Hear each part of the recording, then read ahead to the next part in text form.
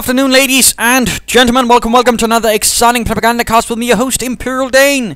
Featuring today our 1 vs 1 on the fields of Angoville. Yes, indeed. Between houses, between rows of wheat or whatnot, fighting shall take place between Stephenn of the 1st Armoured Division, fighting for the United States of America. Opposing him shall be ShevoXNoLuckystrike, fighting for the Wehrmacht, fighting for the 116th Panzer Division, Winhund. We are seeing the Wehrmacht quarters up there. 2 pioneers start. The standard start. In fact, standard start from Stephenn as well. Again, sort of 2 engineers, sort of, or pioneers for that matter, sort of give a decent, ability to seize territory initially, but without sort of gravely setting your back in terms of infantry. And we are in fact seeing some pretty heavy wiring going off here, and you might be wondering, why is wiring here? Because, well, the thing is, playing as Wehrmacht on South Angoville rather means that you got a few considerable weak spots. These are some of them, and this is what No Lucky Strike is actually trying to deal with by basically wiring it off. That is his way of sort of ensuring himself against these weak spots getting sort of, exploited, i.e. sneaking up here and heading in up there, or basically walking straight into the Wehrmacht base by just walking up here, as the MG bunkers absolutely cover not this space, which in fact means someone could walk in with demo charges and begin blowing up things at random. So that's actually considerably important. Rifle squad out there, Volksgrenadiers out there for No Lucky Strike. Slow advances right there. Bit of a build then, of course. I mean, No Lucky Strike's initial capping is a bit delayed due to all the wire going down here. I mean, I'm not entirely sure why he's doing it. I mean, this early on there's nothing to really worry about, and usually what you can better do later on is basically just a bit of, well, mining, in fact. Tends to do the trick. I mean, a mine there, perhaps a mine there, and then that's it. So I don't know. But of course I have to see if this pays off for Lucky Strike, and there's a lot of banter going on between the two. Quite a bit of it. Moving in there, and they do sort of spot, oh dear, there's barbed wire, gentlemen. Yes, and why are we talking with a British accent? I don't know. Volkswagen's moving up to the right hand side. Munitions secure there. Sandbagging up first, since he does know this is a point that we'll see a lot of contention he was securing. In fact, going up with some barbed wire first. You might want to be on the right side of it first, though, Mr. No Lucky Strike. Volksgrenadiers, another squad moving up, ensuring they can support each other. Pioneers sneaking about here, but they will soon be hunted down by the riflemen. And more sandbags going up here. Rather aggressive fortification work from No Lucky Strike. Rifle engineers moving in, and they're coming under considerable fire from the Volksgrenadiers, who are behind heavy cover. The rifleman can't quite touch them, although he wasn't quite able to place the barbed wire properly so the opponent can still use it. But we do see a full retreat nonetheless. One Volksgren went down, but they were enough overall to sort of make this a hazardous venture by Stephenn. MG42 moving up. Pioneers on the run there. They have managed to render this munitions point neutral. If it was actually seized by Stephenn in the first place, actually I don't think so. But slowly advancing up the right hand side. More barbed wire there. Curse the hiccups. Operation posts report we are losing a sector.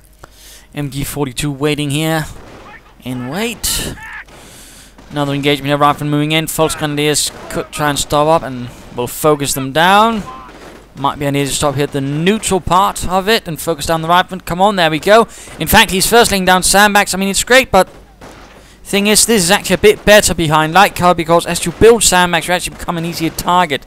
So having some other cover, like light cover, which you're then, of course, converting into heavy cover, I mean, you can make it a bit harder to sort of cause you problems. The MG42, I'm pretty sure should have been here, but should have been up in supporting the infantry. Nonetheless, though, these Volksgrenadiers are able to run off Stephenn's engineers and riflemen again, due to heavy cover, of course. Again, one of the less considered advantages of the Wehrmacht is, of course, that most of the infantry can lay down sandbags, meaning that the Wehrmacht can turn an otherwise unfavorable position into a considerably more favorable position for them.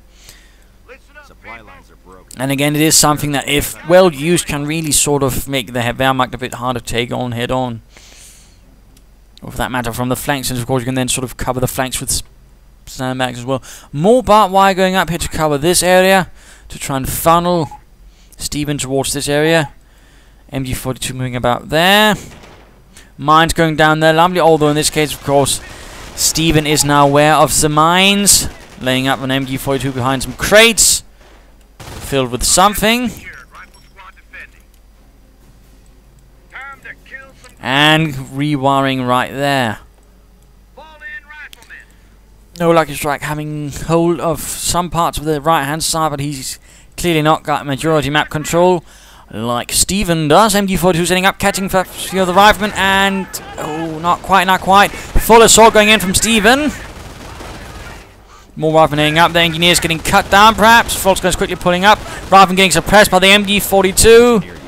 And we are, of course, seeing 2 MG42s and 2 False gun squads so far. 4 No Lucky Strikers kind of taking on, so a more defensive startup for the Wehrmacht. Can still be used aggressively, but more usually the 2 False gun and 2 MG is used more defensively. Has a nice mix of everything, though, with the False gun sort of being able to sort of switch things and keep the opponent at bay while the MG sort of switches targets. Mines going down there just in case someone mines off. And demo charges for Stephenn. That's interesting. He's also getting some more engineers, but a demo charge. And getting into the house right in front of the False guns. The False guns beginning just basically laying down sandbags right in front of the door. And instead they actually end up retreating. At the same time, we're seeing Stephenn over here getting rather overwhelmed. Riflemen everywhere, and he doesn't have the infantry to really hold back Stephenn's advancing hordes. A few riflemen going down there as the MG42 continues blasting away. Squad managed to sneak past one, partly. One man drops, so they have to quickly turn back. Of course, here's the thing, there's a slight trick to sort of switching targets with the MG without it resetting. You have to do it while it's, you know, not shooting, then you click. If you do it while it's shooting, it will put up and it'll move up and move down. False guns reinforcing, although some of them don't seem to actually be reinforced. In fact, they're just being rushed into the fight desperately by No Lucky Strike to contain the American advance. And Map Jackal. Not entirely sure what Map Jackal is. And Rifleman suffering a bit there on the retreat. 8 kills from that MG42, by the way. That's nice. Flammenwerfer Pioniere. Going to burn out the Yankees. And we are now seeing a Grenadier squad out. So No Lucky Strike quickly advancing onwards to get some heavy infantry out. Some considerably heavier infantry. Rifleman hold up behind the crate. And there we go. Retreating swiftly. Forced to run the German gauntlet. You could see a few nasty losses right there. 3 men, 2 men live. And note, right here, we are seeing a demo charge, in fact, being laid down on sandbags. I believe you can be doing a barbed wire, in fact. Again, not very known fact, or not very used. And, ooh, he's moving in. And Stephenn has an explosive surprise right there for No Lucky Strike, wiping out 3 False Grenadiers in a brutal explosion, leaving behind only poor little Heinz to take the strategic point. And clearly, No Lucky Strike was definitely a bit surprised by the sudden magic act involving the disappearance of 3 of his False Grenadiers. Quite a bit of pyrotechnics right there. False Grenadier being assaulted by the riflemen, going in for the cutoff, hoping to delay Stephenn's teching, which is definitely not a bad idea, but the False Grenadiers themselves would have needed more support to really pull that off. Instead, they get overwhelmed and sent home, if they even make it back home.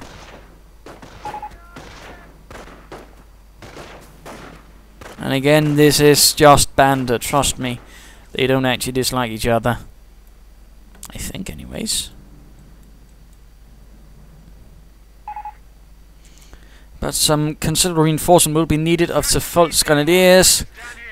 No Lucky Strike sort of slowly moving towards something with a bit more punch, but he's not really getting anywhere at the moment. He's just hoping to drain down Stephenn's efficiently before he moves out,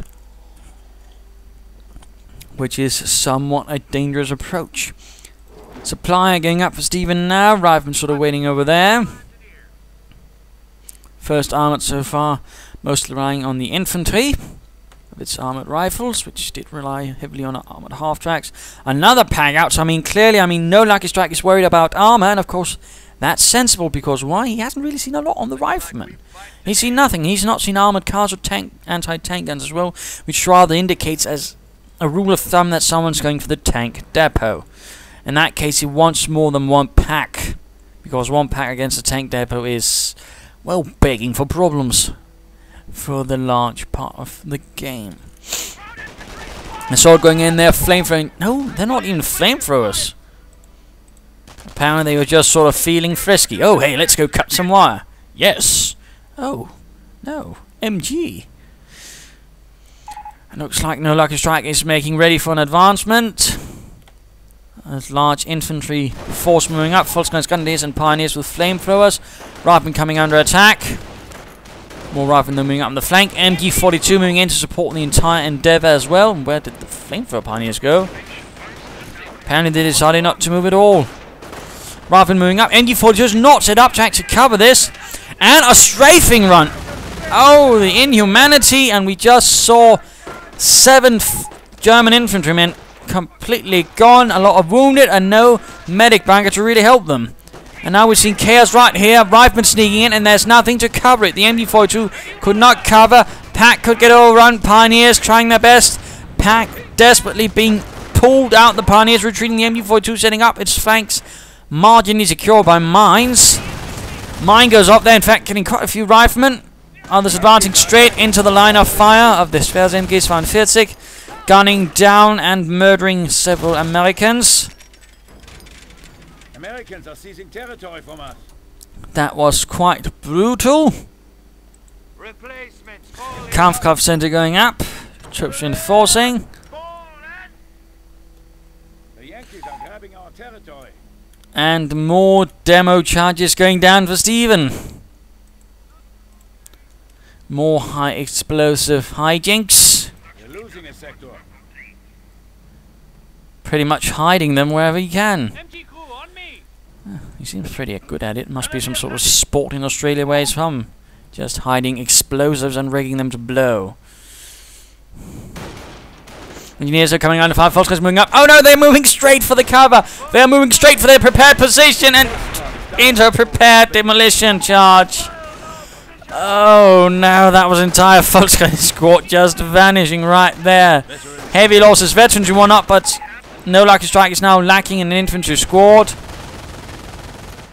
That was just awful. The smaller Pioneer force moving up there, heavily equipped now with flamethrowers. Observation post going down there for Stephenn.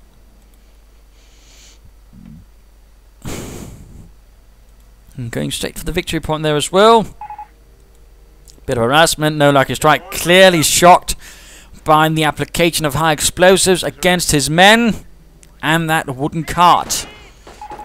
Veterans run up for the support units, increasing accuracy of MGs and giving a bit of self-healing for the Pioneers. I'm not entirely sure why No Lucky Strike's moving in with the Pioneers. They're definitely not in a fighting condition, and we do see a Pioneer squad pointlessly wasted by right there.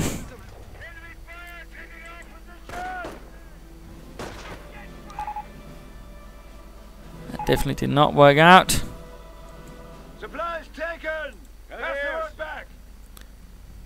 He could, of course, wire off a bit here or mine there. That's a good mining spot.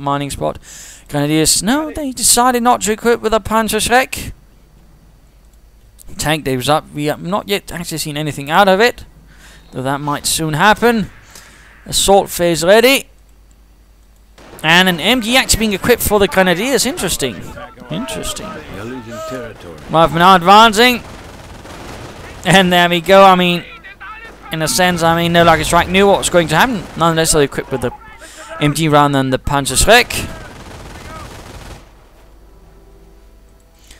50 caliber also mounted on the Sherman already. So loud engine. Well, that as well.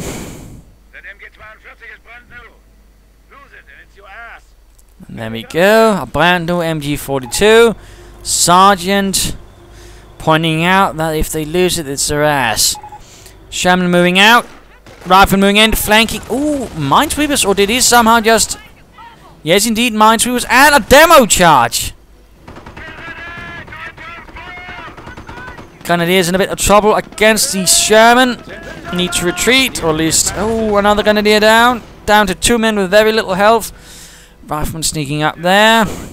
Stephenn in considerable trouble, actually.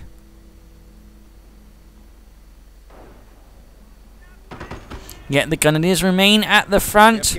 Storm Armory going up, and we're seeing an armoured car. I would have thought, I mean, considering the circumstance, you'd actually get a Stu to deal with the Sherman initially.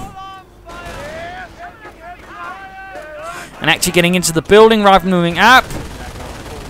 MG firing away. Careful, no lucky strike. 4/6. Pack sneaking up.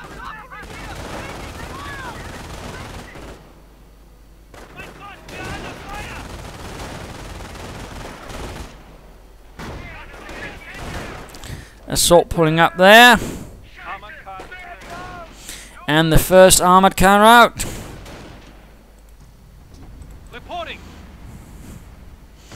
Engineers, riflemen sneaking through.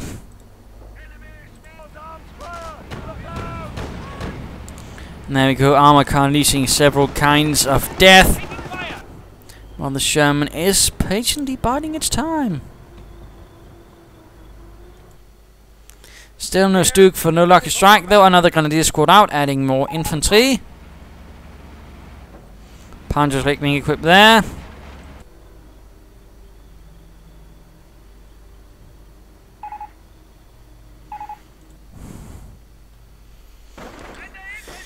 And No Lucky Strike seems to be becoming a bit paranoid about all the demo charges employed by Stephens, and now he's just frantically guessing if they're there. So there's definitely a bit of paranoia going on. Trying to go for the pack. False Grenadiers and the other way. Pack discard. And the armor car advancing straight past the demo charge. Or might even have set it off by driving over the wire. Either way. No Lucky Strike just lost an armoured car in the blink of an eye. Another demo charge working out quite nicely for Stephenn. And No Lucky Strike, I imagine, becoming increasingly paranoid. And that talk about having trouble sleeping tonight is probably going to be more about not so much the units he lost, but more about the fact that Stephenn might have rigged his bed to blow. You're into smithereens.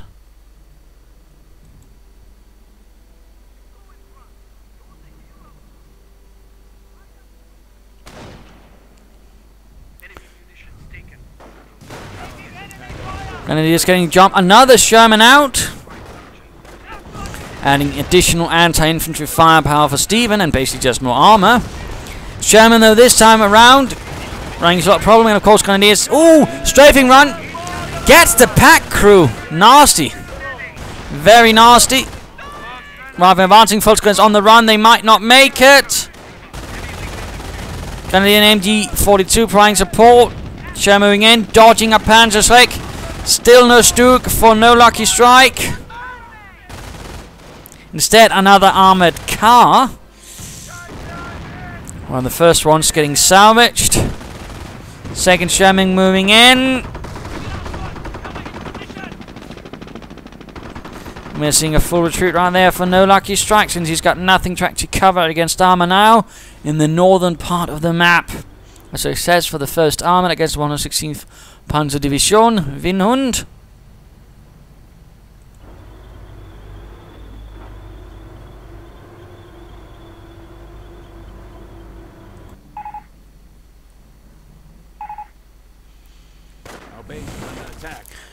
Rifleman moving in, advancing. They must have raided the hill troops to find your repair. Ooh, they're going to be hitting a mine. Yup, indeed.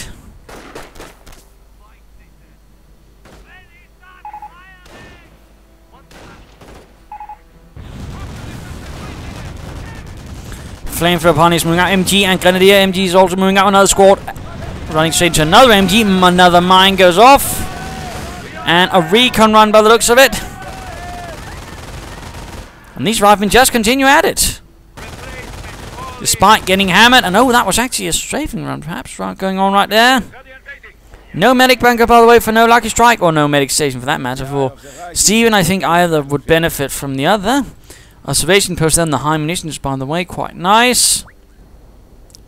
Rage artillery prepared. Losing ground. Mine down there.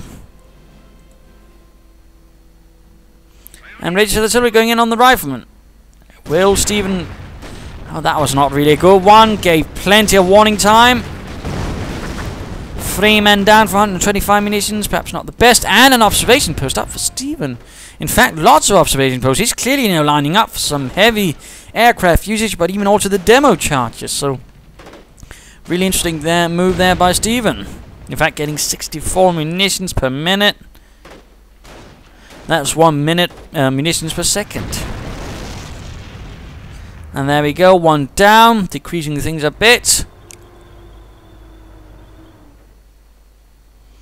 Otherwise, I mean, Stephenn could call in an airstrike perhaps every 2.5 minutes, which would be pretty devastating for anyone. It's still close, of course, but I mean, now it's more every 3 minutes. Munitions point. So that's a bit better for No Lucky Strike, I guess. Panzer Command going up the 116th now, heading, finally getting some armor, despite I would like to have seen some Stoogs up.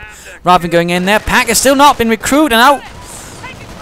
Pioneer's caught in the middle of everything again. No Lucky Strike seems to be a bit bold with his Flammen Werfer Pioneer. And what's more, looks to be losing a squad of them. Enemy unit. Tragically so. Pack moving up finally. Another shell moving down south. Rifle following up. Nice combination right there. Infantry and armor. And looks like him. Oh, mine hit. Damaged engine.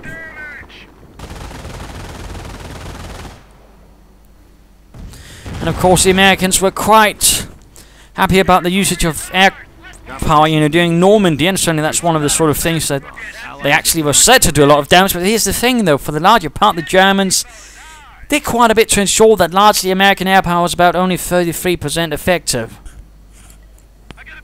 Largely by making only larger movements during the night, and by sticking, well, basically by camouflaging everything quite well, and otherwise by moving through forest and what not, making it very hard for the Allied aircraft to spot them actually do any damage.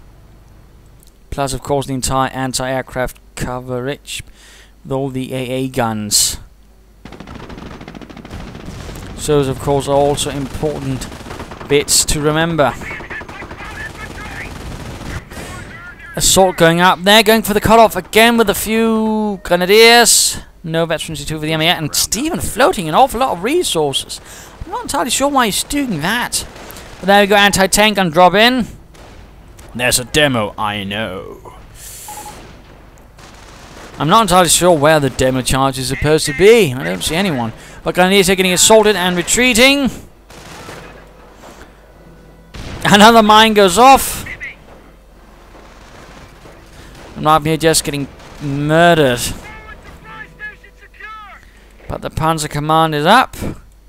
Should perhaps provide some sort of solution for No Lucky Strike's problems. Fuel point is being taken by the enemy. Only a few grenadiers made it back home there. Grenades. No Lucky Strike being attacked from several sides. Again, the demo charges really made it difficult for No Lucky Strike. He's not really sure what is safe, what is not safe, and where he can move and all that.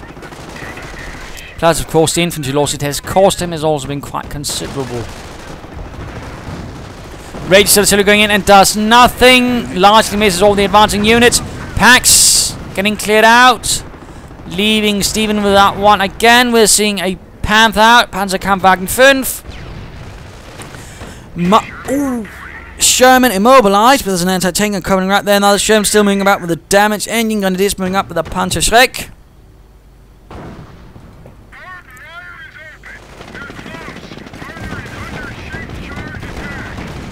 And immediately suppressed by the intense fire being directed against them.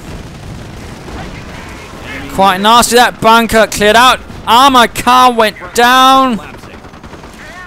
Panther moving out, and I mean cancelled, but then I went cleared out in that case. Panther hoping to get the Sherman, of course, has to be careful. He does not become a target. Another anti-tank gun dropping down from above for Stephenn. But I'm pretty sure they did not airdrop anti-tank guns with their crews. Correct me if I'm wrong. but they did drop them in by glider, and a strafing run once more causes problems for No Lucky Strike trying to support his Panther. Panther already heavily damaged. It gets one Sherman. That's so far the only damage is really done. Well, that and crashing some wire. Both MG-42s covering. Panther will need some repairs, most assuredly. But are there any pioneers left for No Lucky Strike? I mean, he's had the most killed. So how about training some? Oh, commander of Armoured Division. Another Sherman rolling out.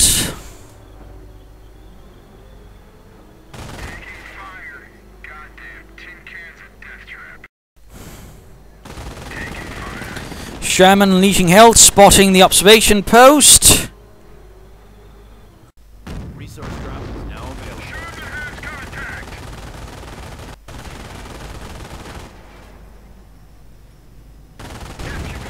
And Panther moves up a bit courageously. MG for some reason being very courageous, not retreating in the face of a Sherman. Fraps slightly stabilizing. Come on, there we go. Grenadiers advancing. Panzer Strike on MG-42. MG's providing fire support for the Panzer Strike Grenadiers moving up the flank. Could try and hit, and strafing run ruins it all. Interesting enough, there's still been no sign of veteran tier 2 for No Lucky Strike's Grenadiers. And this chap seems to have been forgotten a bit to retreat. Mono engagement over here. And the first Hellcat out. The Hellcat being the primary means for Americans to deal with armor, since the Sherman wasn't actually designed to really take on tanks. Not specifically designed anyways. It was meant as an infantry support weapon, and basically, I mean, tank destroyers with it. But the thing is, due to the guy who headed the tank destroyer whole doctrine part was a guy from the artillery, there was also made no distinction between anti-tank guns and actual tank destroyers in terms of being tank destroyers. So that also caused some confusion in parts, since you could receive support from an independent tank destroyer battalion, all you got was tanks. I mean, anti-tank guns, actually. Sherman moves up, though, getting the MG No Lucky Strike, really being bold with his MGs, and subsequently losing them, I fear. No, the Rex saved the day. MG supporting Volkswagen on the left flank, moving up, slowly but steadily. Panther fully repaired now. The Grenadiers and Volkswagen, the Grenadiers are moving up again. The MG and the Panzer Strike Grenadiers, and the airborne anti-tank guns are pulling away without no actual airborne infantry support. Sherman moves up. Could be seeing more tank destroyers. No. And there we go. The Panther rolls in right in front of everything. Gets off a nice re-hit. Anti-tank gun dealt with by the Grenadiers. Anti-tank gun opening up. Tank destroyers rolling in. Sherman down. Both Shermans went down in a very, very short amount of time. Now there's just the tank destroyers. Of course, the Panther should be careful. And now the Panzer Strike can't support. And where's the anti-tank gun? There is none. And the Pioneers can't help either. This is looking less good for No Lucky Strike. The Panther has to present the frontal armor, the thickest part of it. Not quite somewhat succeeding. And the Panther went down. Oh, the tragedy. Probably by moving the wrong side, because also by having no deeper support, I fear. Now there's just one Hellcat about. Pioneers getting blasted as they desperately salvage the Panther for anything that could be traded in for munitions. High command, and there go another Panther connects. Rather moving up, the Grenadiers need to stop. The LMG only shoots while you're not moving. Grenade goes off, and 2 Grenadiers down. Of course, the Americans did have other LMGs than the BAR, but the BAR was the more organic squad weapon support, I believe. Though they did have a 30 caliber air-cooled variant as well. It's a sort of more heavier light machine gun, if you will. Though not 100% sure how it was organized. I just know that the American squad, that seems a bit excessive, using that much munitions on just one anti-tank gun, but there you go. And now, of course, all of this is open, instead of perhaps saving some registered artillery for that. Silly No Lucky Strike. He might have been a bit more inert by those demo charges than initially imagined. Either way, the sort of American squad, sort of on the organic level, had one 12 men and 2 BARs, and they would usually then be split up in a sort of a 3 to 4 man team. There'd be a 6-man sort of maneuver squad, a 2-man recon team, and then there'd sort of be the commander in between, the all of it squad leader running about doing things. Another strafing run, again rather nicely hitting the grenadiers, advancing again out. Again, Stephenn receiving a ton of munitions again, allowing him to rather often call in strafing runs, really making it difficult for ShevoXNoLuckystrike's infantry. I mean, he really needs some anti-aircraft support in that case. Either Flak 88, which could also help with the tank destroyers and any potential armor, and of course also deal with the aircraft. Or at least a few. And perhaps also an Usman to support. Thus creating at least some sort of no-fly zone for Stephenn's men. Well, aircraft anyways. Grenadiers are enforcing. We're seeing Ritterkreuzträger out. Successfully clearing up the Yankees. A few riflemen sneaking about over there. But the Germans are in a bit of trouble, mildly put. But he doesn't have the resources for flank yet, and the MG gets cleared out. A nice grenade through the rubble. Sorting them out. Hellcat moving up on the flank. The Hellcat being, well, one of 3 tank destroyers the Americans rather had by Normandy. There was the Wolverine, but that one actually been fighting a bit earlier, and there was later on also the M36 Jackson or Slugger. Oh, that came actually a bit later than Normandy. Before that, really, what the Americans sort of been really using as tank destroyers was basically half-tracks with anti-tank guns mounted to them, or before that, a Jeep with an anti-tank gun mounted to it. Basically, American tank destroyer doctrine was always a bit confused. I mean, they had great speed and mobility, and of course the turrets certainly helped, but at the same time they were rather weakly armoured for the most part, and plus the open top rather meant that they were really in need of infantry support. Of course, in Company Heroes, not going to make such a difference, but of course in Company Heroes 2 open top vehicles are apparently a bit more exposed to such things like grenades and whatnot. Mine goes off there, does nothing for the Volksgrenadiers. Another pack out. Why not a flak, I would say. Flugzeug Abwehrkanone again to help with the armor, and of course also help with the aircraft, which are also a considerable problem for ShevoXNoLuckystrike. So in that sense, I think that would benefit him a bit more. And he's actually sort of worried, oh dear, Stephenn might have booby-trapped this with a demo chat. So he's obviously trying to clear it out. Poor ShevoXNoLuckystrike, utterly paranoid. Knight's Cross advancing. Mines going down. Of course, Stephenn also being very good at mining. 30 caliber setting up. Airdropped in. That's nice use of airdrop supplies. I mean, a lot of players do tend to neglect those, and they probably shouldn't, and actually use them to sort of help stop German infantry from advancing. In particular, when you're suddenly relying a lot on tank destroyers and some Shermans. Knight's Cross though managed to overwhelm the anti-tank gun crew, though they do lose one to Hellcat shot.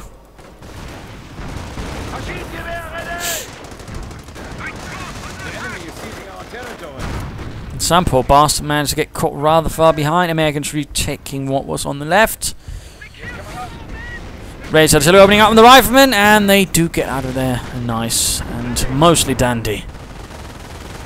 Hellcat's moving up. And there we go, nice hit on the Hellcat. Losing a sector. Our forward supply lines are broken. And a bombing run. That mostly blew up some cars. Didn't really do much against the anti-tank. Oh, never mind. That's actually now close to being completely wrecked. Although, of course, ShevoXNoLuckystrike is quick to immediately repair, which is a good move. We are not seeing anything being upgraded on the bunker as of yet. The medic bunker would seem the most likely candidate for choice because currently he doesn't actually have any armor. Grenadiers fighting. Now with an MG as well for those chaps. No, that's actually a Panzer as well, increasing his anti-tank gun fire. Of course, I mean, with the MG, of course, they certainly won't be suffering as much in the anti-infantry department when they upgrade with the Panzer. No, that's right. That's a demo. I know. I know.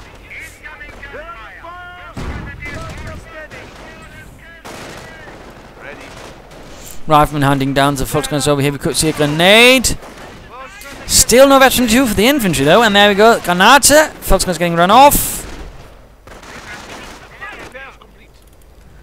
This is not looking good for us, Heinz. 9. Hellcats running about. They are actually pretty thinly armoured in the actual war, whereas in Company Heroes they do seem to have some health, but I mean the actual war, it was sort of like an armoured car, could knock it out with his auto cannon. Though they were also considerably fast. And we do really see that with this one, this is really fast. Grenadiers enforcing, and another Panzerkampfwagen 5 on the way for the Wehrmacht. The Yankees are grabbing our territory. Bit of wire going down there. Pack not moving, still no AA gun. I would really love to see that. Supply lines are broken. We have territory out of supply. Yes, sir. There we go, the Panther rolls out. Base is taking fire. Attempt to break out in the west with an MG and some Knights. Of course, Hellcats moving in. Grenadiers and MGs firing here. Defensive line put up, but again we might see a strafing run very soon, and there we go. No, that's actually a bombing run. And the Grenadiers got wiped out. And leaving behind only the one guy with an MG. One Panzer was dropped, and the pack got decrewed. Absolutely catastrophic. Again, some sort of flak right around here really would benefit. No lucky strike. The Germans are advancing. Hellcats are moving in as well. Lots of heavy fire being directed against the Panther, getting overwhelmed. Volkskriegs move in for the Panzerschreck. Sherman taking heavy damage, but again, the Panther's definitely a bit in trouble. Direct hit on the Sherman. Shot bounds off the side of the Panther. Another Panzerschreck connects. Rifleman moving in. Hellcat out of control. Fosco's getting inside the house. Knights cross nearby. Grenadiers nearby. And they still have the Panzerschreck, and there goes Sherman down.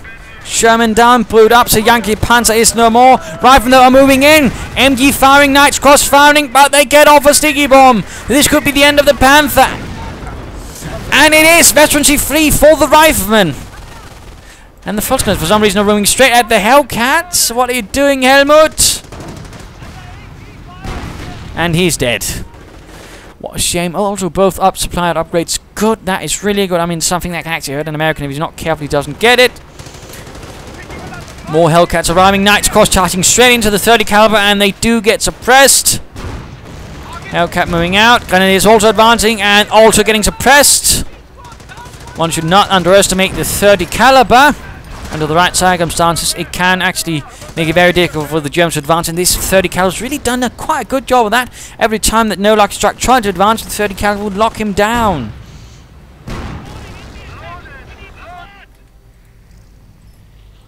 So, nice job right there. And No Lucky Strike in a world of hurt. Barely anything left. Still would love to see a flak. Now the MG is getting blasted out of their premises. The house being filled with rounds. Now the observation post is going to be next. Because the raids are still going in, and we're seeing... Ooh! Heavy rocket barrels going in. The Hellcats can't decide where to go! But they actually... Oh, they managed to get away. What an absolute shame. Hellcat gets it. Strafing run moves in. Suppresses the Knights cross.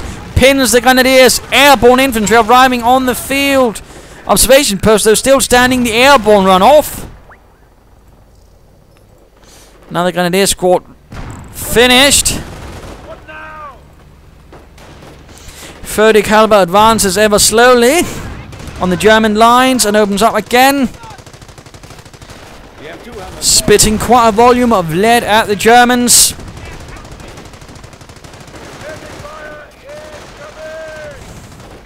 And suppressing quite a few, forcing them to dig into the craters they are holding on to desperately.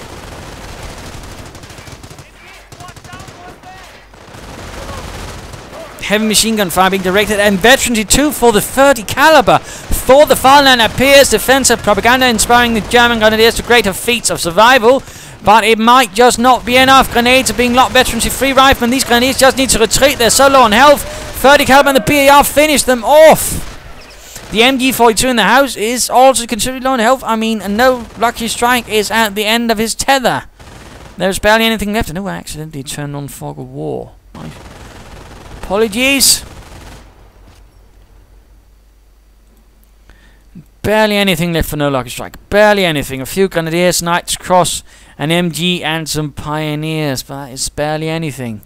And this has still not been upgraded. I mean, had there been a medic bunker, he might actually been able to recover a few Grenadiers by now.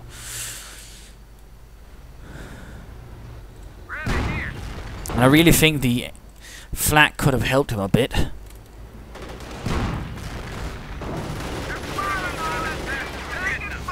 Hellcat largely surviving all of this. Engineers moving up. Airborne infantry. Stephenn's got quite a force by now.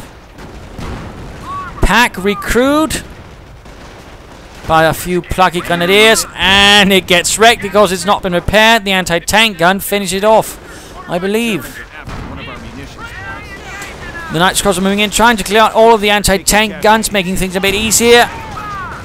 And we do see a Panzer Kampfwagen out for no Lucky Strike. Apparently no more tanks can be gained from high command. Well, divisional command anyways. Rifle and Airborne are advancing. Then from 101st, moving in straight into the MG42 with Veterans 1, by the way, which actually makes it more nice to fight. But we do see a grenade goes off. Recon run. We could see anything following up there. Panzer Kampfwagen 4 moves up. First shot falls far too short, and there we go. Strafing run again. Enemy unit down. And he does it at the base, killing the MG Stephenn, that bastard. Finally, the bunker gets upgraded to a medic bunker. That's quite delayed, I fear.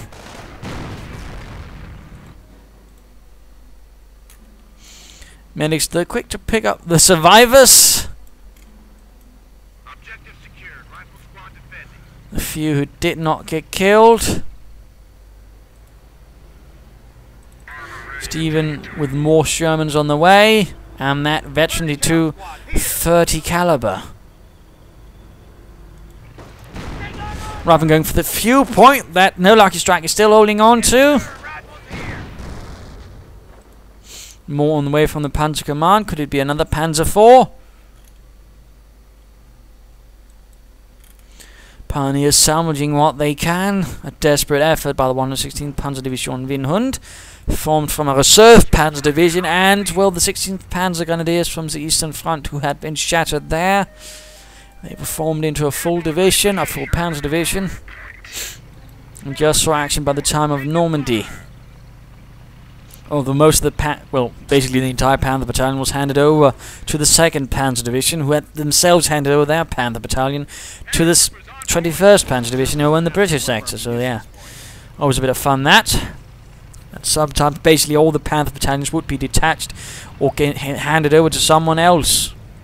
That was in fact not uncommon to see.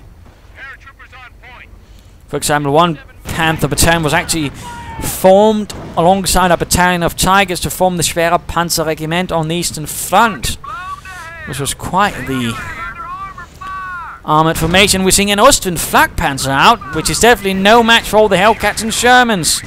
And there's still nothing that can really stop it. Again, I really think a flak would have been the weapon of choice, should have been the weapon of choice for Stephenn.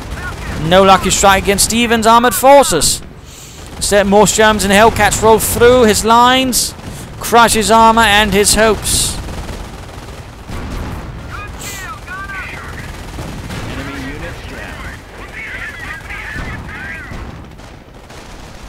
down. More units dying, Pioneers are gone. Panzer 4 getting surrounded. A few Grenadiers over here getting assaulted by riflemen. And the Panzer Kampfwagen 4 is lost. Ostwind rolls in. Sticky bomb on the Ostwind. Damaged engine. The enemy is down to 100 points. And there is pretty much nothing left for no Lucky Strike. Artillery getting... No, that's a bombing run, I think. No, that's ready. So artillery called in. knocking out one of the Hellcats in a slightly deranged maneuver by No Lucky Strike in a hope to sort of stop the armor. But now the Ostwind, hiding behind a house and a tree, is going to get knocked out as well. Territory from us. Enemy unit down. And there we go, Ostwind knocked out. Sherman's of course being lost, but then again they did get lost in quite considerable numbers, partly due to not so great armor. Particularly not on the later stages of the war. And a mine right there hitting the Hellcat and damaging the engine, but too little too late. A pack has been recruited, bunkered down. I think he might actually just delete it so you can have a chance at knocking out the armor with this pack. Damaged engine on the Sherman as well. Destroyed engine, in fact. One of our Shermans has been destroyed. Surprising that No Lucky Strike keeps on fighting. To be honest, he's lost pretty much everything he has. He's only got one Grenadier, a few Pioneers, and a pack. Not really the most impressive sight. Enemy unit down to 50 points. Pack got off a nice first shot, and the Grenadiers were killed. Followed by the veterans of 3 riflemen. A few more knights cross.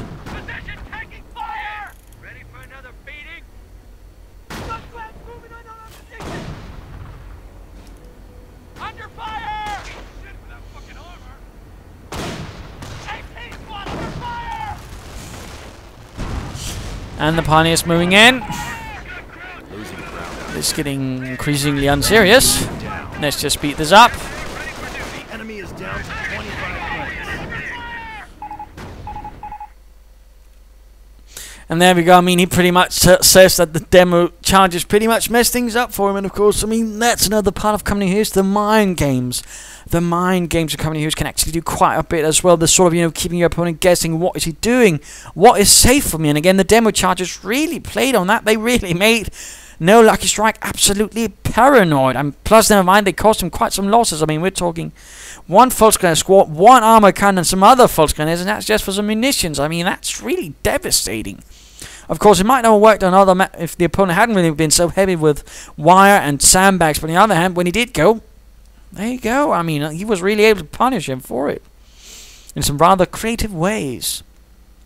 So, of course, that is something to remember for some American players who might decide to want to try something special. Go some demo charges. See what you can do. But, of course, I mean, some other problems for ShevoXNoLuckystrike in the longer run was, of course, partly, I think he was getting punished so much with the aircraft, but he didn't try anything to stop it. Like, again, a Flag 88 well placed could perhaps have done something, plus dealt with the armor. His Panther handling in some cases was a bit too aggressive without infantry support, and he should have had a medic bunker up much, much earlier. I mean, that bunker just doing nothing for a large part was a bit silly.